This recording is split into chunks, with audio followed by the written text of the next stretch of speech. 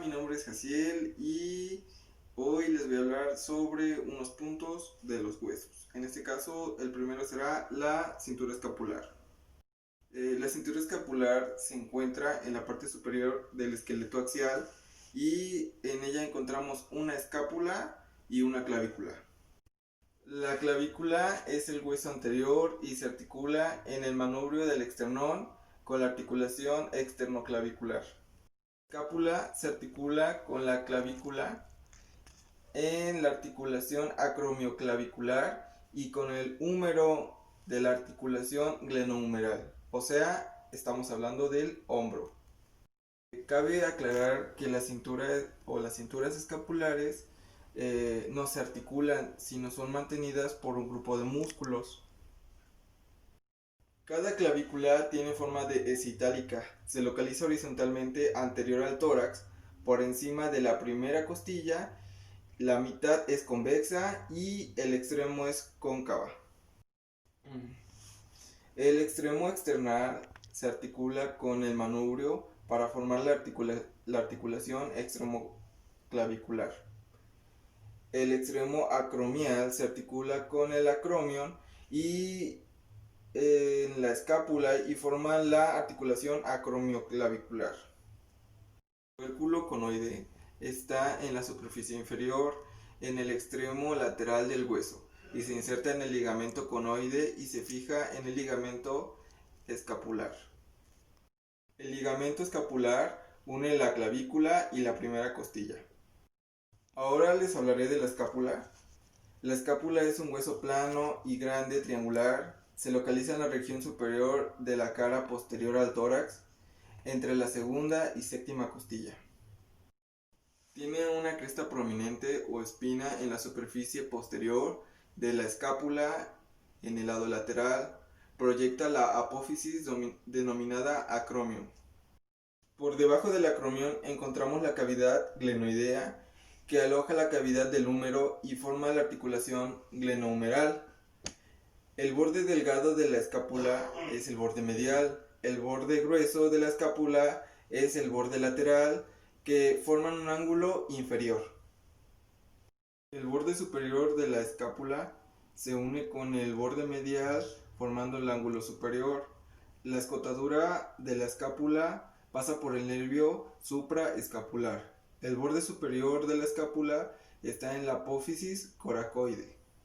Se inserta el músculo pectoral menor, coracobraquial y bíceps braquial.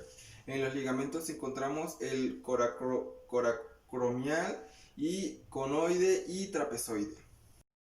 En la superficie escapular, por encima y bajo la espina, encontramos dos fosas: supraespinosa, que fija el músculo supraespinoso del hombro, y la fosa infraespinosa, que fija el músculo infraespinoso del hombro. También encontramos la fosa subescapular, que fija el músculo subescapular. El húmero es un hueso largo, tiene varias estructuras. En ella contiene diáfisis, epífisis y metáfisis. Sus extremos, epífisis y la metáfisis, se dividen en el tercio proximal, donde está la cabeza, el cuello quirúrgico, el tubérculo menor, el tubérculo mayor. Entre ellos el surco intertubercular y un surco radial. En el tercio intermedio está el surco intertubercular, la tuberosidad deltoidea y en el tercio distal, en donde está la epífisis, donde está el cóndilo, el epicóndilo medial y lateral. La tróclea y la fosa coronoide en la cara anterior y posterior de la fosa olecraneal. Sus músculos son deltoides, subescapular, supraescapular, infraespinoso y dorsal ancho. Ahora empezaremos a hablar del codo, empezando por el cúbito. Es la parte media del lado del meñique más larga que el radio. Se encuentra el olecraneón, que forma la prominencia con el codo y olecraneón. Tenemos una apófisis denominada coronoide, se articula con la tróclea humeral. La apófisis coronoide y el olecranon forman el codo. Por debajo de él encontramos la escotadura radial que articula con la cabeza del radio, y por debajo de la apófisis coronoides está la tuberosidad del cúbito, donde se inserta el bíceps braquial. Ahora hablaremos del radio. El radio es el hueso más pequeño del brazo a diferencia del cúbito. El radio es angosto en su extremo proximal y estrecho en su extremo distal. En el extremo proximal del radio tenemos una cabeza en forma de disco que se une a la articulación de la cabeza del cóndilo del húmero y en la escotadura del radio del cúbito. Por debajo de la cabeza encontramos el cuello.